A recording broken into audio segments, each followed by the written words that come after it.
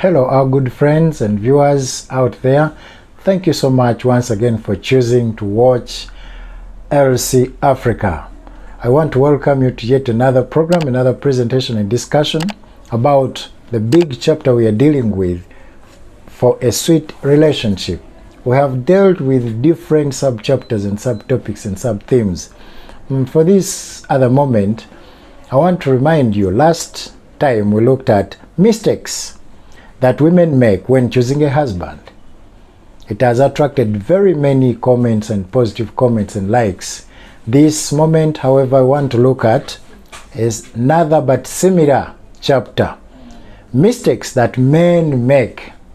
They sound a little similar. Mistakes that men make when choosing a wife. I am a man.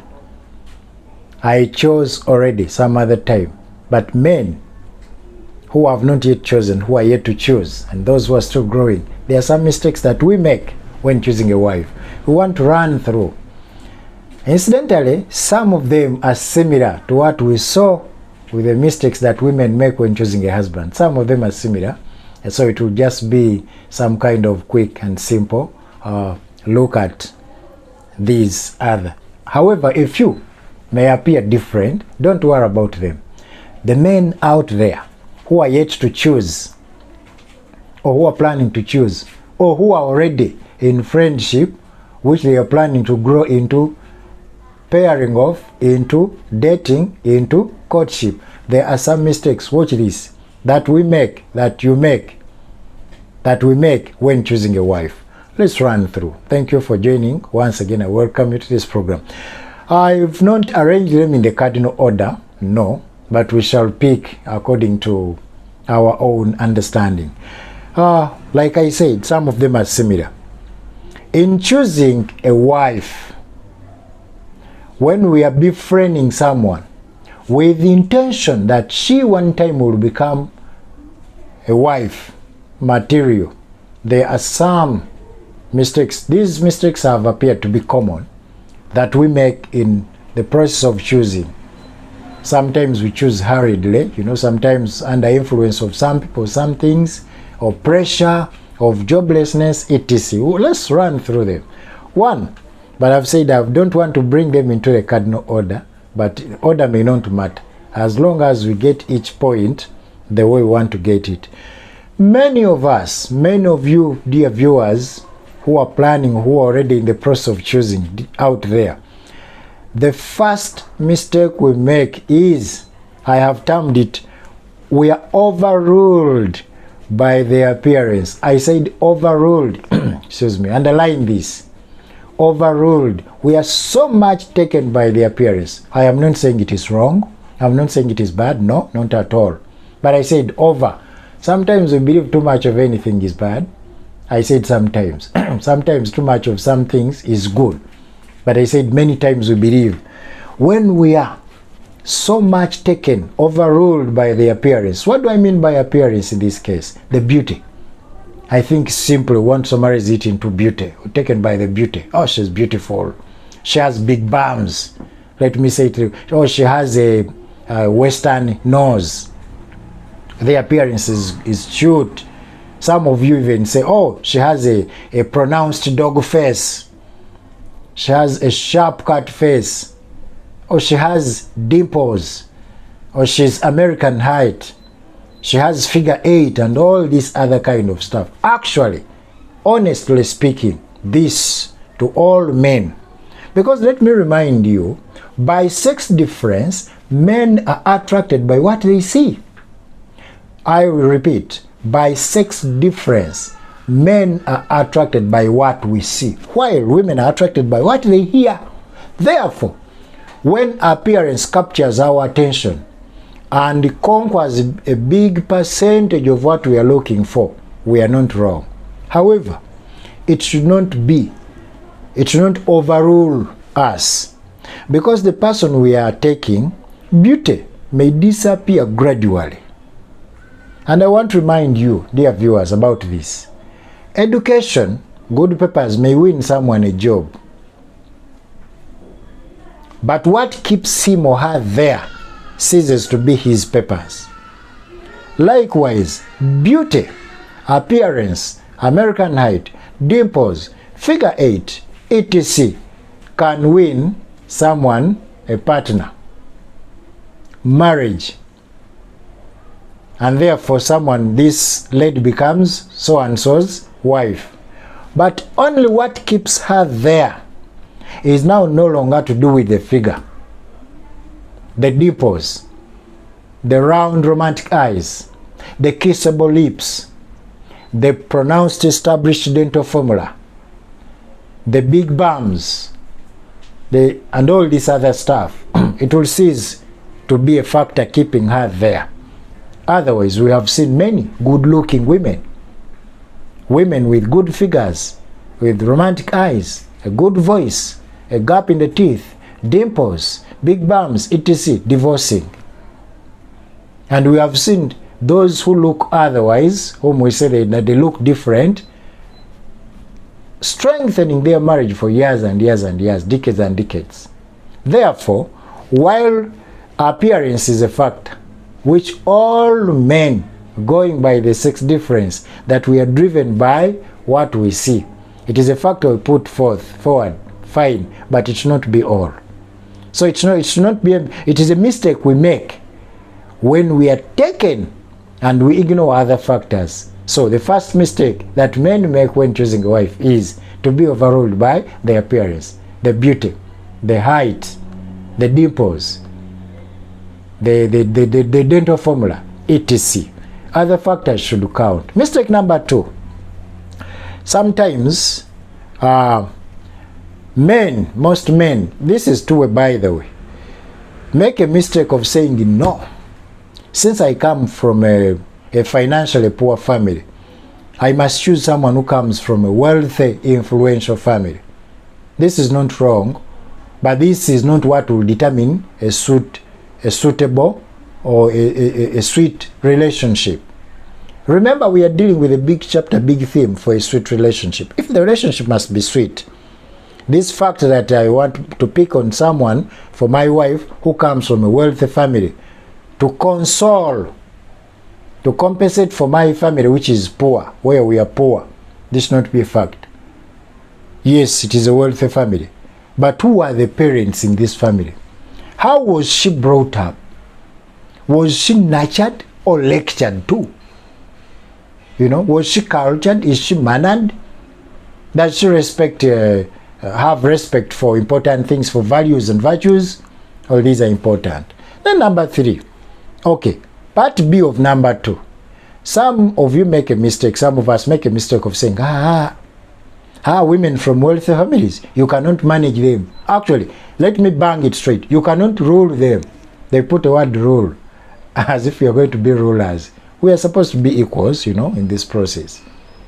But men sometimes tend to think, traditional men, that a man is supposed to be the head. Indeed, biblically it is. He's not supposed to be asked where he's coming from. He's not supposed to tell how many children he has, within and without. This is not right. I'm talking to Christian men, God-fearing men, whether Christian or Muslims, but God-fearing men. I'm trying to say, some of you as part B of the other want a woman who comes from a poor family, that is the one who will be humble, who will be submissive. This is a mistake. It all goes back to who nurtured this person. Was she nurtured anyway? etc. Number 3, most men make a mistake when choosing a wife of wanting someone who is, it is also having part A and part B, educated, and others say, someone who's not educated.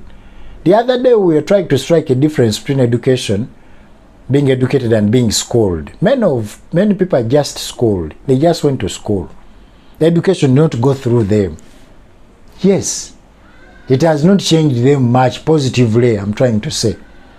Now I'm putting a point across that most men make a mistake of wanting to choose for a wife a girl who is educated. That yes, it is very easy for you to match. While she'll be earning there where she's working, I'll also be earning, we shall easily and quickly become rich and wealthy.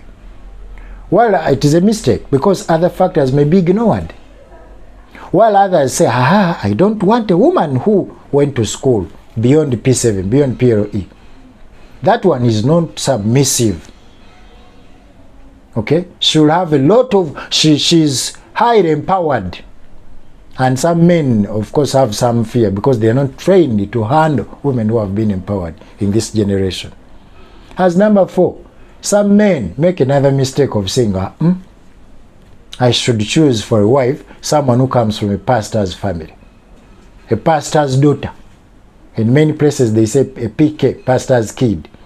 Much as I hate the word kid to be used on human beings. Kid is young one of a God. Anyway, it's a by the way. PC, pastor's child. It is okay. Among the families who are trained to nurture, counsel, educate their children are the pastors. Those who are called by God. Because today the word pastor is gradually losing meaning. Someone secures a plot, either bought or rented, and he puts up some structures. He has a microphone and loudspeakers. He has a necktie. The following day is a pastor. I am not meaning that kind of. But those called by God who have gone through some kind of training. I said training. Training may be a theological training in a college, in a university. Training may be learning on the job. But nurtured by some senior people. It is true. Daughters or girls who come from such families actually have been nurtured, have been humbled, have been trained, but not always. So quote me so well. It is one thing going out with a pastor's daughter, but it is another, the kind of pastor, the pastor's wife who nurtured this girl.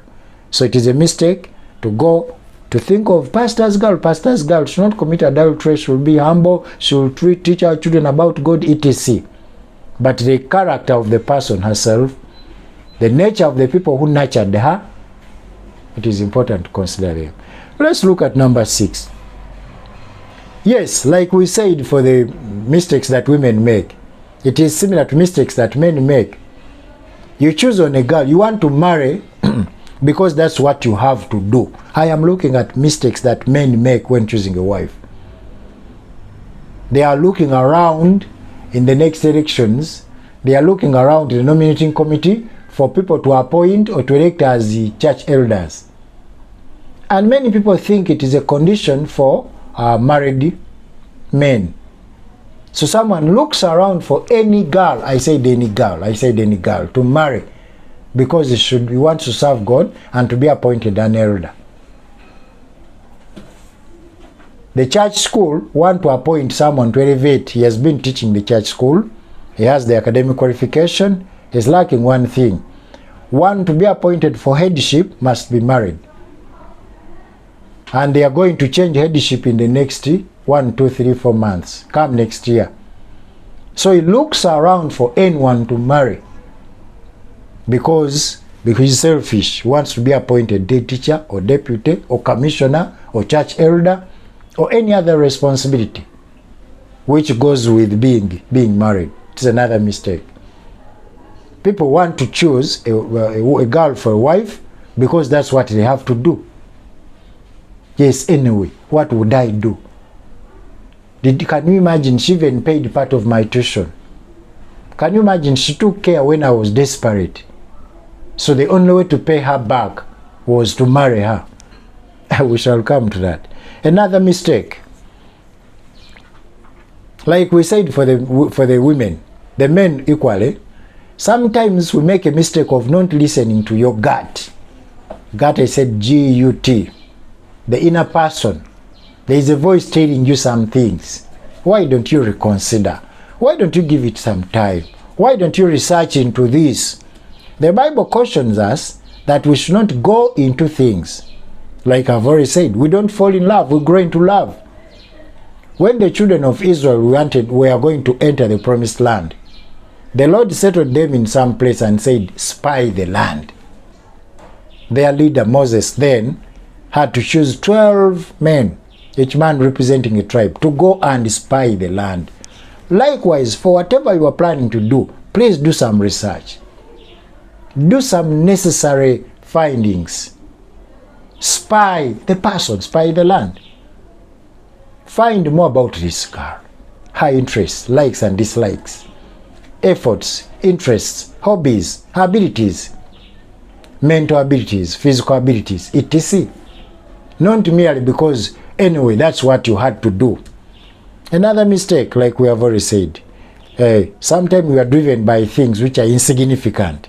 You don't marry someone who treats you well based on something really insignificant. We said it. Small thing. When we went to high school together, she was so caring. She was very caring. Actually, when we had an outing, a Pathfinder camporee, actually, she's the only person who cared. When we lined up for food and I hadn't a big plate, or I was lacking a flask, she took care. You know, she had it all, so she lent me one. So these are small things you collect around, and you say, well, because of that, let me go out with her. We are entering an institution which is lifelong, established by God as the Father above all these earthly parents. Therefore, we must go into things carefully, not being taken by small thing. When I hadn't a sweater and it was cold, she lent me a sweater. Fine. She did because she had it. She was generous, she was kind. But this is not all. Other factors must be taken into account. Okay? The character. We said I've insisted on the character of the person. Because what binds the relationship together is now no longer to do with the care. The care may have been plastic, you know, if you're not careful. It may have been plastic when she was skimming something. Let's look at another mistake. We are choosing, you want to choose someone because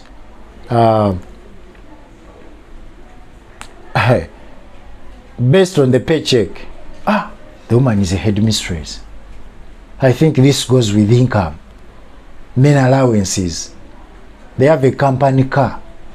She's putting on company suits they buy for her. Her new appointment.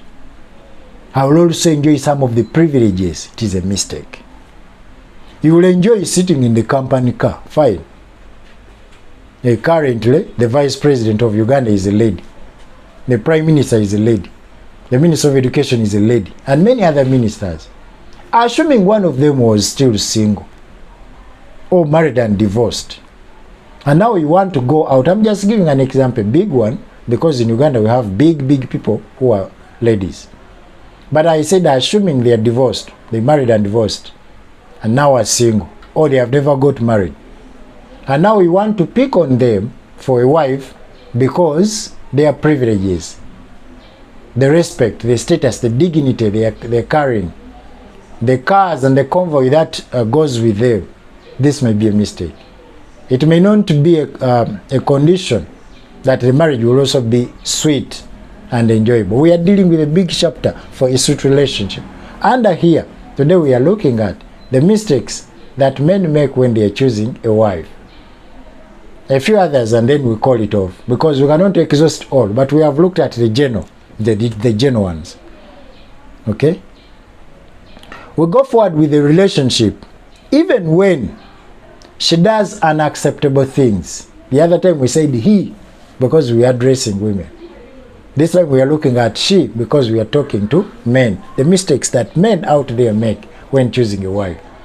Unacceptable things. She's so nagging. Quarrelsome. On a simple matter, she quarrels for hours. Hot-tempered and short-tempered. Very disorganized, highly disorganized. She gossips a lot. She's a rumor monger. She smokes. She drinks alcohol. All these. We don't want to say someone will change. We are not sure. Therefore, when we continue and go out with such a person for a wife, the marriage may not be sweet. This in addition to other factors. So it's a mistake. When we realize she's in the process of pairing off, dating, courtship, she does things which are not acceptable. She has no respect for culture, no respect for elders, no respect for relatives, no respect for church matters, religious matters. Then it is a mistake. Lastly, we want to say, There are some warnings which must come. We call red flags. If someone is not honest, however beautiful, however educated, however fluent at speech, because these are factors that may, however much one is a celebrity, but not honest, not consistent, it is a mistake to continue with her into an institution that is holy, called marriage, a holy matrimony. Someone is inconsistent. The other time, when you were asking about her age, she took some time to answer. She has deceived her birth date. Or she's quick at revealing secrets. Very quick. She says a lot, actually quite much more than you would love to hear. This may not be a good person. For this moment, ladies and gentlemen, I want to thank you for your time. I want to thank you for loving, supporting, and subscribing to LC Africa. Thank you for your moral and financial support. Thank you for listening. Thank you for paying attention to this. We hope, given chance to add on to this, may God bless you.